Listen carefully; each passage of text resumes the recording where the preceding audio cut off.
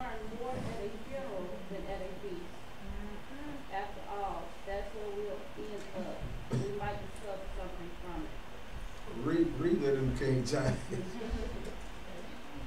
It is better to go to the house of mourning than to go to the house of feasting, for that is the end of all men, and the living will lay it to his heart. So the writer says you learn more at a funeral than a feast. So let's deal with that. What does that mean? What's that about?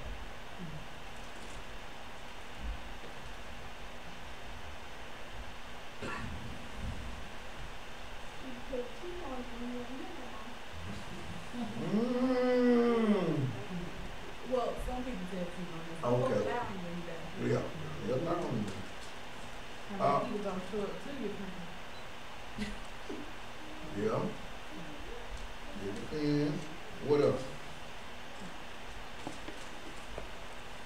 I think, I think sometimes, some of the people that have the most,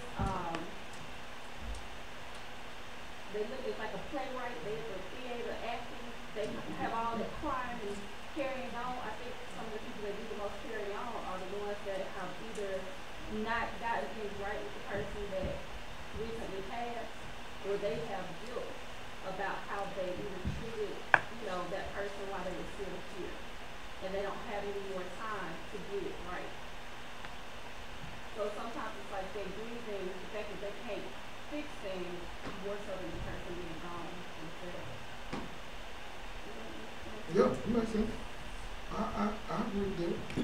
To a certain extent. I agree with that. Anybody else? Yeah, I was gonna say before, again, my experience with dictionary tells a lot about the person, the individual, that you really know about. Yeah. Kind of simplifies. Yeah. That too. You ever been to the funeral and somebody be like, they was just low down. Who won't stand up at a funeral? I mean, even with some folk you know that been low down, nobody stands up at that funeral and say, he was a mess.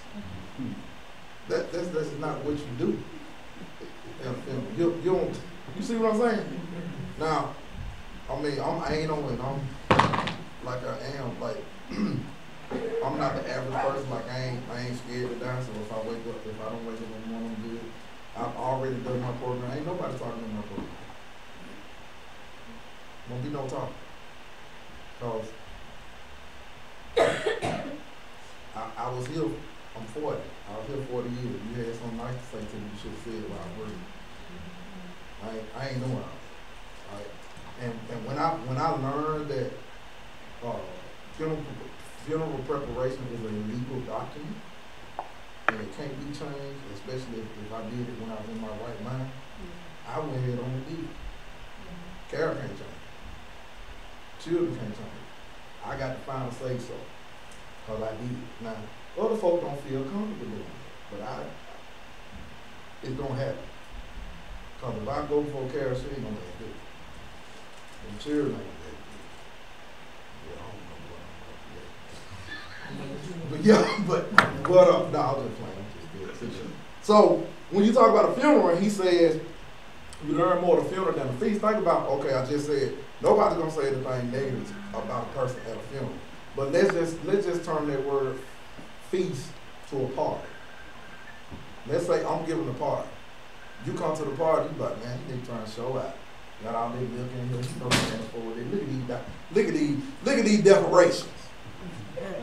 Got all this stuff. Where you get this money for this food? At a party, you talking like that. But at a funeral, the same thing could be happening. You'll say, ooh, they done put them away so nice.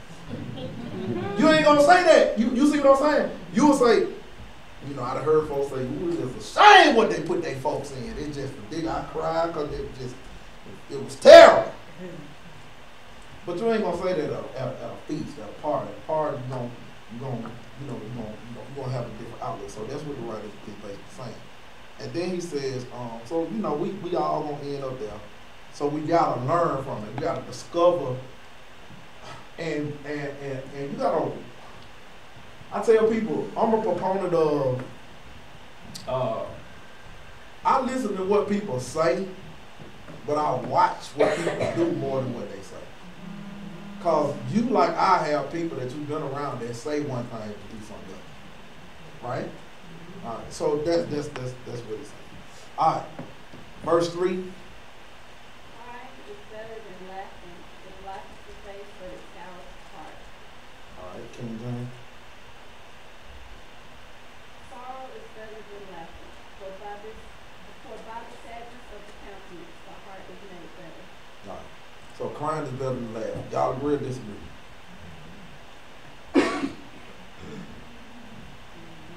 You disagree? Why? Why do you disagree? Me personally, I sometimes might laugh, see you crying. That's true.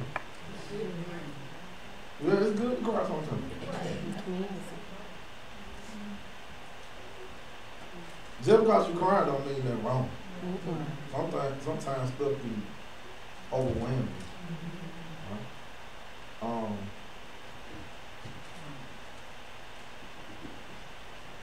I think one of the things when I talk about my own birth, because it's new for me, my dad just passed in October.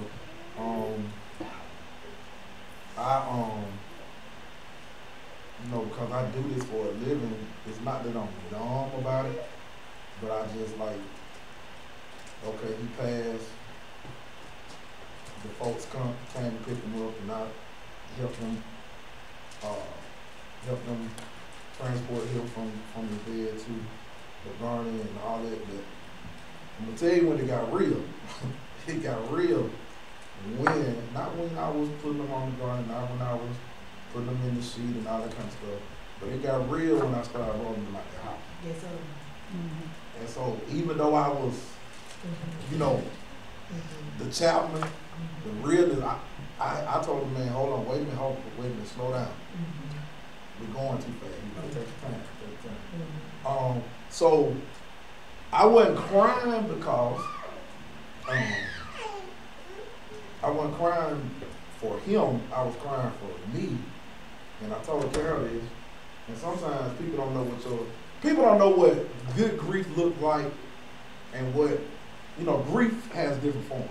So I was crying simply because I said, man, I don't know if my dad really knew how much I loved him. And vice versa, I don't know how much he really loved me. And so it wasn't until afterwards that, all these pieces, all these puzzles start coming together. And so sometimes what the writer is saying, crying is better than laughing, because sometimes what crying does, it exposes your real emotion. Some people laugh to be fake. But you can't be fake and cry. Some people can. But most people, when they cry, those are real, raw emotions. You laugh at stuff that ain't funny. The boss say something, I live with that every day. I be like, really? Folks do that. But you ain't gonna, when you cry about something, you crying about a situation, and it's real. And so the writer says it's better to cry than to laugh.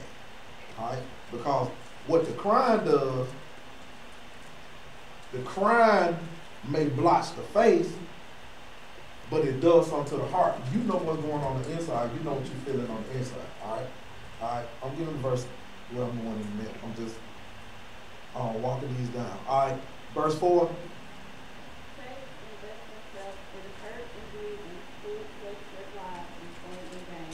King James. Oh, I'm sorry, I keep turning. The heart of the wise is in the house of the mourning, but the heart of fools is in the house of the mirth. All right. So basically what he's saying is, when you hurt or when you're grieving, you got to invest time in your hurt and your grief.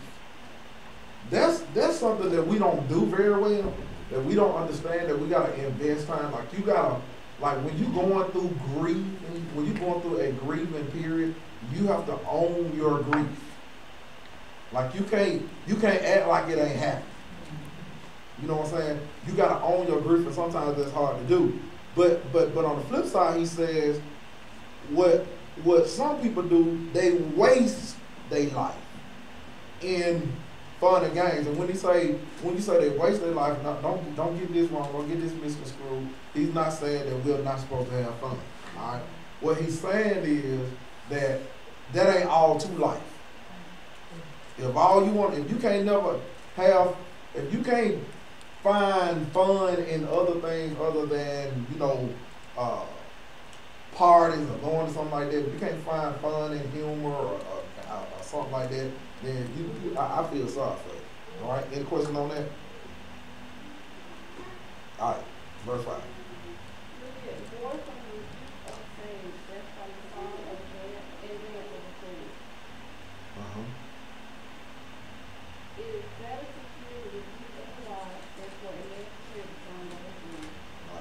So basically, he said that verse saying you gotta hear somebody, and sometimes we listen to the wrong people. All right, verse 6.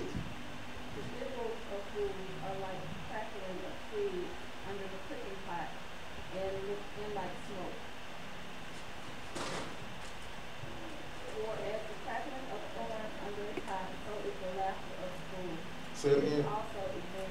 Read that again. I'm sorry.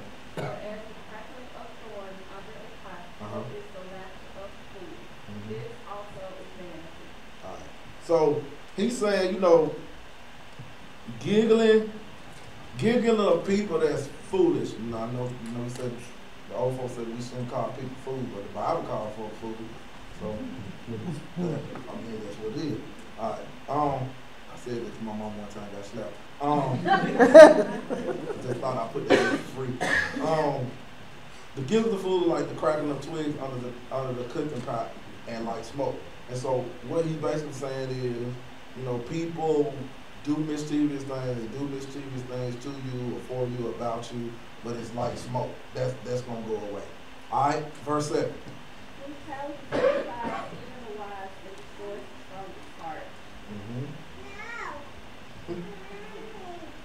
Surely oppression maketh a wise man mad, and a gift restores the heart.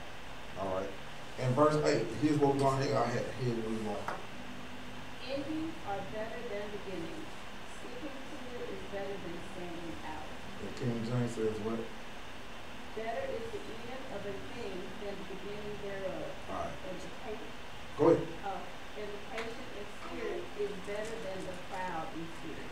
All right. So why does Solomon in verse 8? He said a bunch of stuff for 8, but he gets to this end part. Why does he say better is the end of the thing than the beginning of it? Think about what you read. How he talks about the death date opposed to the birthday. He says better is the end of things than the beginning of thereof.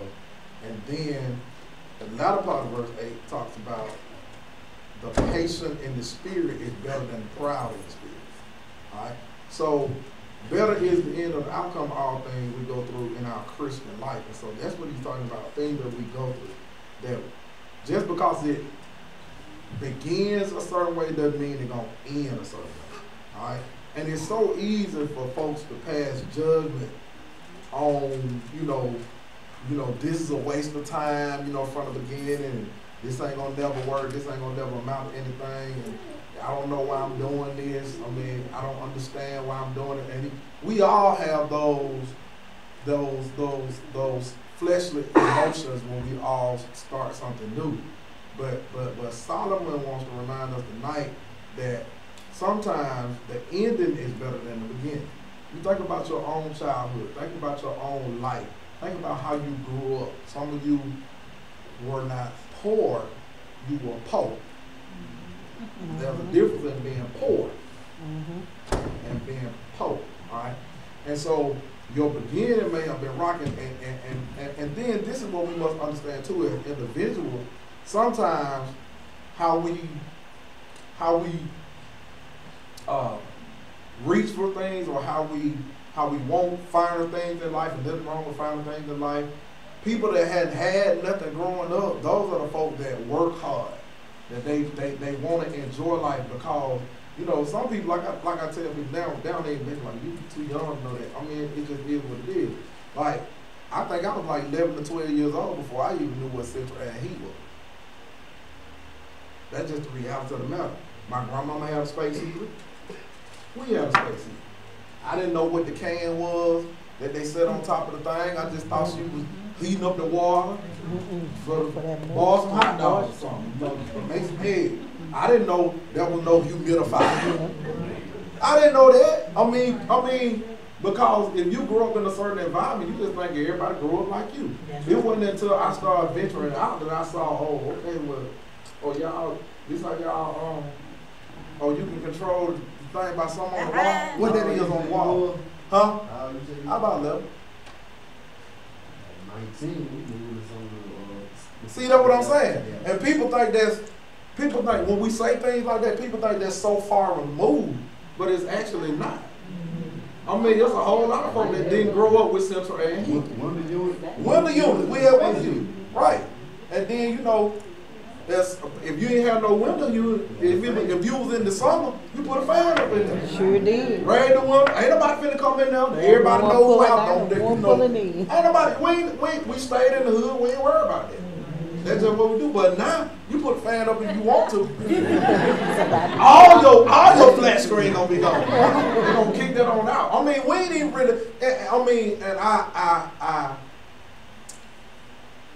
I think sometimes you know, subconsciously, I just think everybody grow like me. Like, I still don't really lock doors, because in my neighborhood, we ain't locked doors. Like, you know, Karen, like, the door was locked out. It was open all night. Okay. Ain't nobody coming in here. But I mean, that's how we grew up. And if you come in here, I got something for you. Exactly. I mean, everybody, let's be honest. Everybody in the hood knew who stole. That's right. You already knew who stole. So when somebody's house got broke in, we be like, go over there to Bobo house. He got it.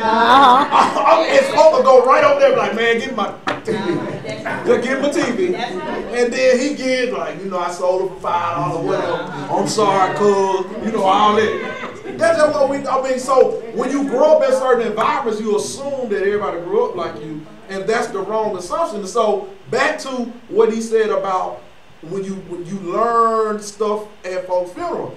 As Lance say, you know, I've been to folks' funeral, I'm reading the obituary, I'm like, oh, I didn't even know they went to school. I'm serious. I'm reading the thing, I'm like, they went well? Oh my God, they acted like that. I mean, some folks out like they went to college. You know, so you can't assume that everybody knows your story. And sometimes you gotta stop, especially the people that are close to you, that you consider friends or family or whatever. Your family know your role. But sometimes you have to tell outside people. Some people don't know why you work like you work. Right. Why you shop like you shop. Right. Why you like nice stuff. Because when you grow up in a house where you got the hand-me-downs, you got to wait on your cousin them to get through wearing it. I mean, I'm a witness. My son is a witness for my daughter. You got to wait on your cousin to get through wearing it. And by the time, you can't wear it but 3 or 4 times. Then you got to pass it on to somebody else. All right? And me and my brother's birthday today. Me and him had this conversation today. When I called him this morning, I said, man, you know, I said, really, when you came along, you know, of course, I ain't like you, all that kind of stuff. We all went through it. He was laughing. But my mom and my dad was at a better financial state in their life that my brother was able to enjoy some things that my sister and myself didn't enjoy. Like, my brother wore polos all through elementary school. You know what I wore? Whatever. I'm serious. Whatever. All right? So, now, I said that to say this. This is what we do in families. I can't hold my brother responsible for what he had nothing to do with. He wrote what they bought him. Right? All right. So, I can't get upset. And so, what happened was, I mean, I used to wear nice stuff. My mom used to, you know, she used to go to the garage sale and get a few polos. But when my brother came along, my brother was able to go to Gafers. Right. I mean, Parisian. Parisian. He don't remember Gafers. Parisian, and he was able to get new polo. Then I heard my mama say one time, and I was grown then, she was like, yeah, you know, I love them polo because, you know, they just wash better.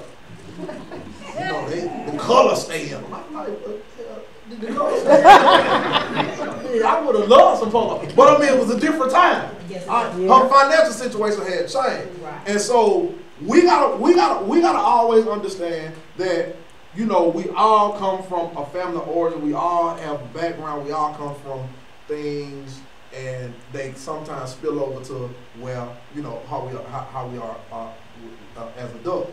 And so, but if don't nobody know that about you, like, I know why Teresa shop like she shop. Other than that, she got an addiction. She got an addiction. But I know why she shop. Like when you grow up, there was a lot of folks. She had a lot of siblings. There was a lot of folk in the house. So you talk about a person that came from a house like I did. You had to wait your turn. And your folk would tell you, now I'm going to get you some shoes next time. That's just how it was. They did the best they could. And it wasn't no indictment on our parents. They just did the best they could. Now you got children mad because they can't get no joy. Just ungrateful. Just, I mean, you want every time a joy come out, you want it. They wouldn't have lasted in the day that we grew up. Because they would have been choke slammed to sleep. Exactly. Because time you would have had an attitude when your mama told you, okay, I'm going to get so-and-so some shoes, and I'm going to get yours the next pay period or the next go around. You get an attitude, bro, you won't get that. All right? So, yeah. So all of us can attest to the fact what Solomon is saying. Man, our end is sure enough better than our beginning. I mean, it is what it is. What you gonna say? I was gonna say, even on that note, Yeah. like, we had a situation in the house where we had some aromatic going out and I had cleaned them up with the juice plant about this early, and cleaned them up, and she was like, "Daddy, they cleaned up so well." And I think they just missed the notion that you just dust them off a little bit and they gonna roll on, got a little bit more miles on them. So Yeah. they kind of held off, and I had still go build some shoes, but you know, she was like, "Daddy, they cleaned up well." And, you know, you can recycle, but at the same time, man, they just really at this stage, age, I think that they think that they supposed to be born with it. They want it now, like a microwave. But who fault is that? It's our fault.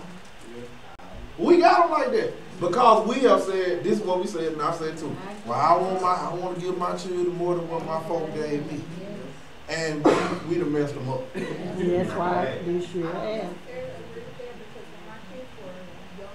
Like up until maybe middle school, Yeah. maybe even right before high school, Mm-hmm. they didn't care where their clothes came from. Oh, yeah. What they were wearing. But now, They kept them. look, y'all pay for everything. It's a different time. Oh, yeah. It's a different time. I mean, you know, everybody. That was it. They're different with boys. Boys, they gotta be a certain Yeah, name brand. Yeah, boys, they gotta have a name brand and Oh, my God. all certain stuff. Nah, Girls, they go to the thrift store and be alright. it ain't even this serious. All right. So we all are contest that our ending is better than our beginning. So that's just God the good. So there are three things I want to say. Then we're gonna go. I'm done. I'm just gonna have a discussion with you tonight. So the first thing I want to say is the outlook. Write that down, the outlook. So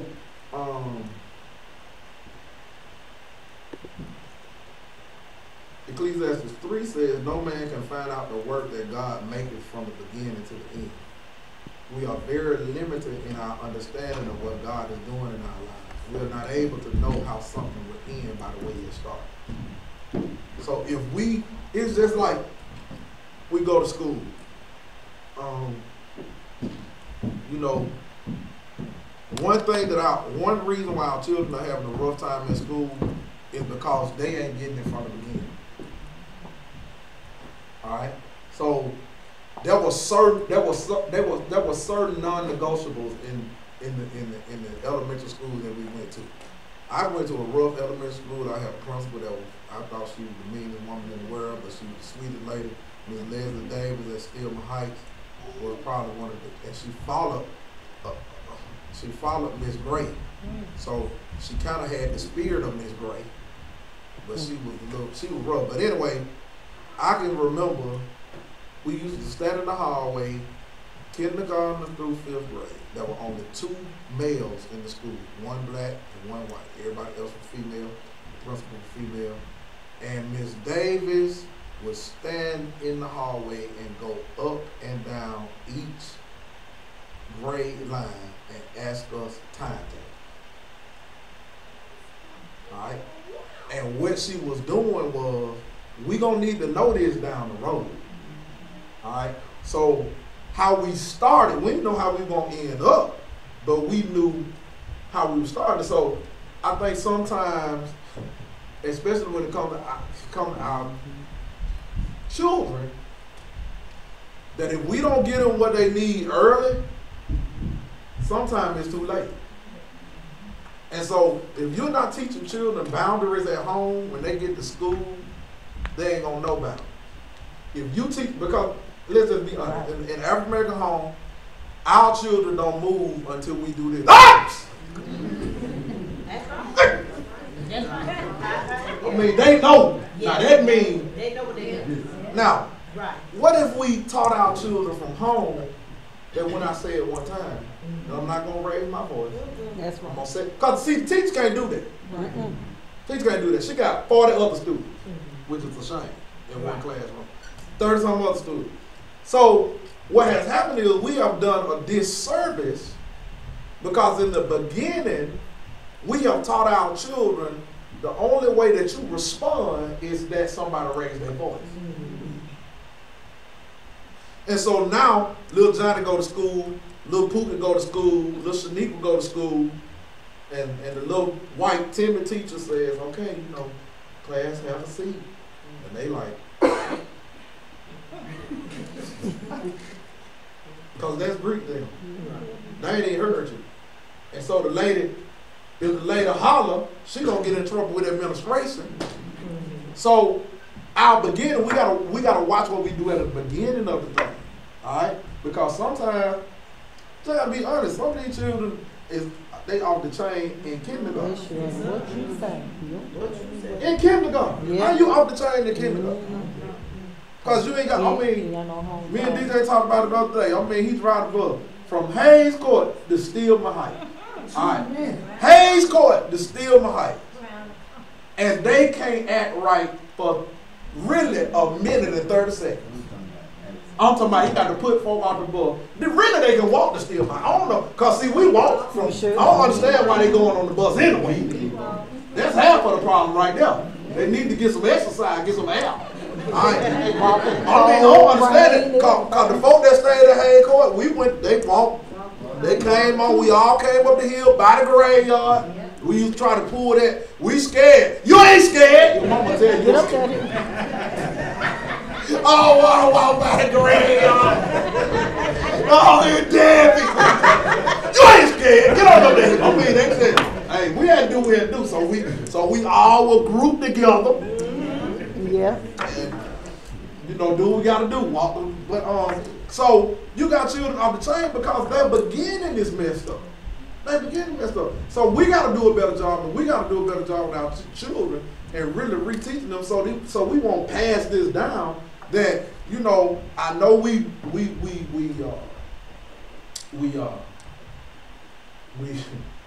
mark our Caucasian brothers and sisters, but they got a system. All right. Okay, one.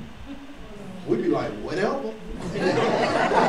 But that works for them. That work. I mean, because they're teaching the children, even though our children, they so smart, they be like 2, 3, black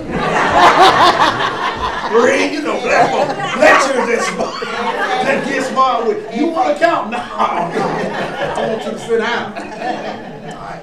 So that's the outlook. So I want to tell you that sometimes people are bothered by small things, how small things start out. And I want to tell every person in this room, whatever millionaire you know, it didn't start like it ended. Mm-hmm. Like it started somewhere. Nike just didn't start to be Nike. All right, you know, I know, you know, the reason that,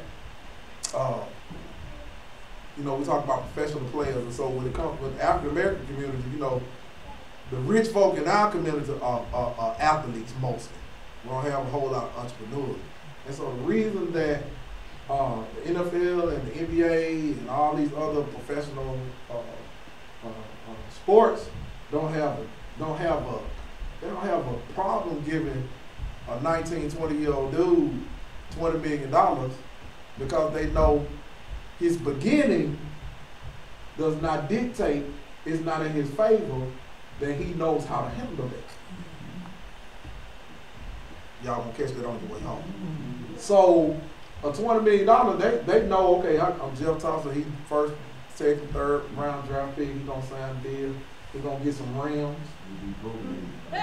he gonna buy a $250,000 car and drive around the city. His house ain't gonna be worth more than his car. He gonna put some rims on it, he gonna put some beats on it, he gonna buy a boy some car, he gonna buy a homeboy some car, he gonna get some weed. 2 to 3 years he'll be broke.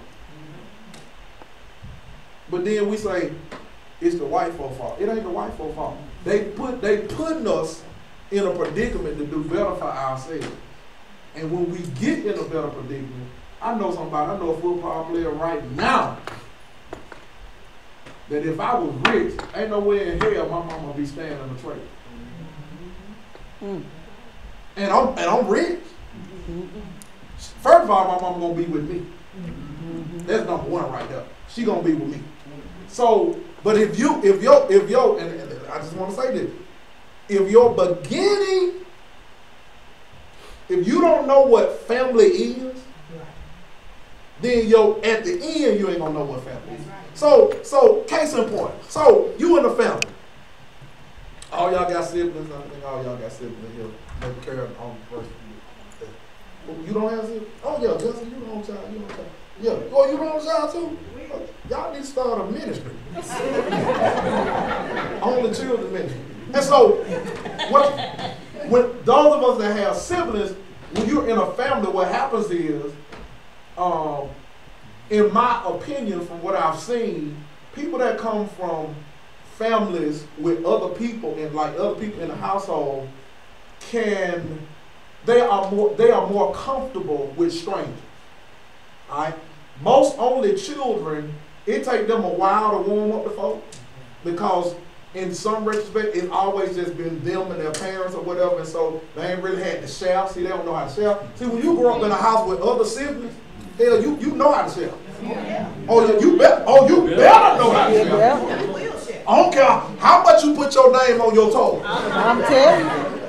Mama tell you in a minute, you done outgrew that, get after him.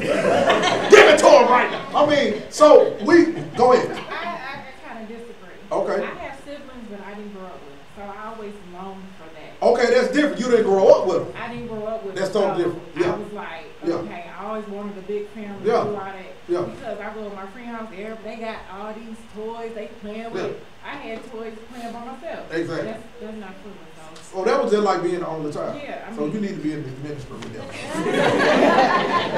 You with them. You with the other folks. So what it does, I'm going to tell you what it does growing up with siblings. It helps you deal with other people. That's right. Because, okay, your siblings, like you can get mad at them when I talk to them, but your mama and your dad are going to make you talk after a while. All right, because you got to sleep in the bed with them if you grew up in a house like me. I mean, me and my sister slept in the same bed for a long time. Because we didn't have a 2-bedroom. She slept at the foot, I slept at the head. That's just how I went. All right? Now, there was one point that we all slept in the bed with mama. That's because mama had us spoiled. You know, your mama bed always feel better than everybody else. That's the bottom line. All right. So when you grow up with siblings, your beginning, it teaches you how to deal with other people. So in a family, you learn very quickly, watch this, in your own family, if you grow up with other siblings, you learn how trifling folk are at an early age. You do! You do! Because if you got a sibling, they get mad at you, they're going to go talk about you to to your sister or your brother. Then your brother and your sister, y'all gonna pit against each other. So you learn all that. Only children, you don't experience it. You might experience that with cousins, but it's different when they're in the house with you. Because see, you can't knock the hell out of your sister and not get in trouble. Like you gonna get whooped. Now if you the only time you go to your cousin house, you knock them out, you might get away with it. But when you at home with them, they ain't gonna hardly let you get away with it. So your beginning, what it does is it really gives you some life skills to learn how to deal with other people. Because the whole thing is, okay, you know, I say this all the time. Everybody got tribal people in their family, and folks be like, you know, I ain't got no tribal people. Well, and then that's a lie. You just don't know. Everybody got some folks in their family. Everybody got some folks in their family. They gonna borrow money, ain't gonna give it back. But they gonna go to the Toys for Tots. They done already been. They own everybody angel tree. Oh, they know how to work the system now. I got some folk that, well, I'm just gonna tell the truth. I got some folk in my family, not on this side, but on the other side, all of them stay at Habitat House. I'm talking about everybody. I said, y'all ought to teach your cousin how to kill. Everybody. I mean, so you just got folk like that. But here's the thing. What life has taught me and what my beginning has taught me is that I cannot escape the family that I'm in. Right. And what happens is some people try to escape. You can't escape. You ain't pick your folk. All right? So you just got to learn how to deal with them. And here's the thing that I've learned the older that I got. I deal with them on the basis that I want to. Now, when I was with Mama, I had to go when she said go. Now, I'm grown. So if I don't want to go somewhere, if I don't want to go to the family, I don't go. Now, yeah, they going to call. Jeff acting funny. No, I ain't acting funny. I don't want to be with y'all. I'm grown. I mean, that's obviously. I mean, I ain't gonna be with y'all Saturday because I'm gonna be out of town, but my cousin, we have dinner. But that's neither here nor there. So what happened, my beginning, and I was gonna go to, I really gonna go. Me and Steph had talked about it. Me and Steph had gave each other a pep talk. Because probably out of all the cousins, me and you probably out of the first cousin, we probably the most funny acting ones. But me and you, that's why we always stuck together. But anyway, oh, you was always the social. You got it all. You older. Yeah. See, you older. But she was the social. You were with Trace and Jan. I mean, you had different. It wasn't nobody. It was me, Steph, did a lot of stuff together. Anyway, what I was saying. So when you're beginning, so you learn certain stuff that you don't even realize that you learn. All right. So it will make your ending better. So how we relate to people, and just let them be honest. I guarantee you, most of your close friends are like somebody close to you in your family. That's true. If you think about it hard, most of your friends, I ain't talking about no fake friends, I'm talking about your real friends, are like somebody in you. They remind you of a sibling or a cousin or somebody like that. All right, so we learn it. So what has happened is, and here's the thing. Now, the other disservice that I think Kev and Lance and DJ and all the other men that we have, our children have missed, is that children don't go outside. All right, my children scared of everything outside. Dragonflies, camouflage, you know the little light bulb. You know, we used to catch lightning bugs, put them in the thing. I used to go down to Moody Swamp, catch some tadpoles, bring them back. Amazing how they changing the frogs. My dad used to cuss me out and say, keep things out here. But I used to walk down the Moody Swamp. We just did all kind of crazy stuff. But these children don't know how to go outside simply because of what you said, technology. Now, that's why their social skills are not like ours. That's right. Exactly right. See, our children don't talk. They text. And we doing the same thing. You in the same house with somebody. Carrie in the bedroom, I'm in the den. We texting. We text. We 5 steps away from each other. And we in the same house. What we gonna eat? That's true. That's true. Because I I mean, so, Midnight. huh? You don't want to yell? Man, come get the, oh no, I ain't doing all that. All right, let me get this other piece and I'm done. All right, I didn't mean to get off on that, but we talked about what I gave you, the outlook, right? So small beginnings. Don't despise small beginnings. Don't despise small beginnings. Ziegler wasn't always the Ziegler they are today. They started small. What people don't know is one of the major contributors, one of the major slaughterhouses in this state is right down 82. Making multi-million dollars for this state. Right down 82. Right in the back of Deerfield. You don't even know it. I just learned that. But anyway, all right. So, when you look at Zechariah 4, you don't have to go there. You can't despise small beginning because the small in our lives is the small in our lives sometimes is due to how small is our service to the Lord. And so what happens is, and I'm done, I'm not going to finish this tonight because we kind of got off where I was trying to explain it. What we got to understand is just because something starts small does not mean it's going to remain small. You think about your relationship with your friends. You know, we got entrepreneurs, expired entrepreneurs in here. They trying to sell their stuff. They putting it out on the market. And one day, they may end up in a grocery store chain. And you can say, I remember when, what your taste is? Yeah, catching the taste, whatever you gonna do. Some good wings. Yeah, some of y'all tested. I mean, you'll say, I remember when they started. I remember when they used to just, give a sample or whatever. Now they All right? So, when I say that, when you talk about small beginnings, why is there just not McDonald's? Why is there Burger King? Why is there Wendy's? Why is there Crystal? Why is there Whataburger? Why is there what we about to get? Steak and Shake. Oh yes, God. Five got on. No Lord. Income tax on that. I go there once a year. So while they sell the same product, but they do it in a different way. Huh? What you say? Taste the same. It tastes the same. They don't taste. Oh no, they don't taste the same. I agree. All right, but somebody didn't say, "Oh, they got a McDonald's," and you do realize, for the first time, McDonald's is losing profit in the whole history. Y'all got to pay attention. Y'all got to stay woke. Yeah, McDonald's in the first time of the history of McDonald's is losing profit. You know why? Because there's so many other people that's better than them. Huh?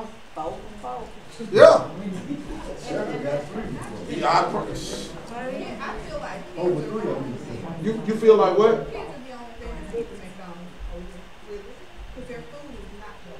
No, their food isn't good at all. They just got, it's the colors. What you said? You ain't gonna talk about Robert.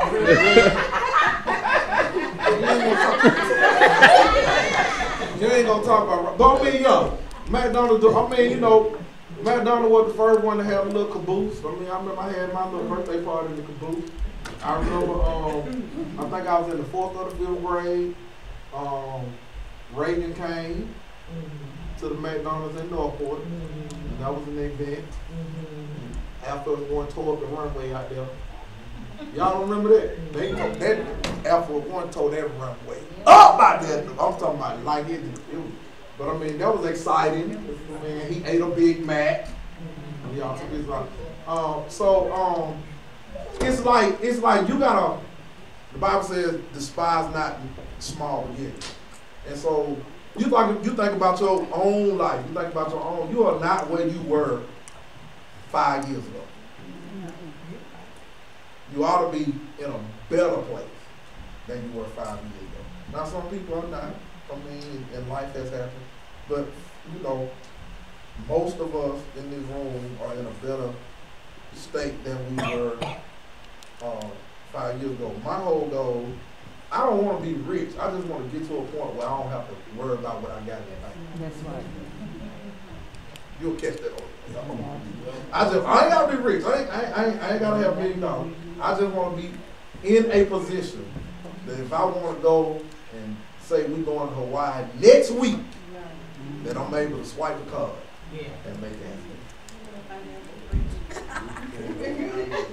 I don't really want financial freedom because you need something to work toward. I don't really want financial freedom. I just don't want to have balance there. Yeah. I don't want to have to call $1-800.